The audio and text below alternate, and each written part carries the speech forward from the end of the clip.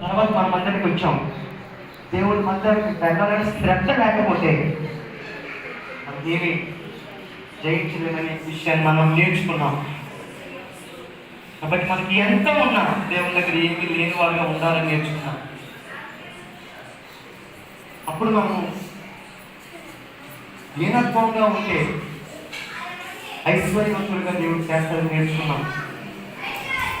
కాబట్టి భక్తిహీనులు అనుకుంటారు ఎవరో దేవుడు లేని, కానీ దేవుడు చెప్పాలని నేర్చుకున్నాం.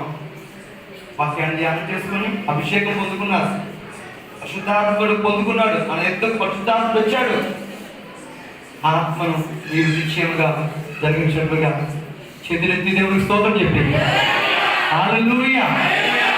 తండ్రి అయిన దేవునికి స్తోత్రం.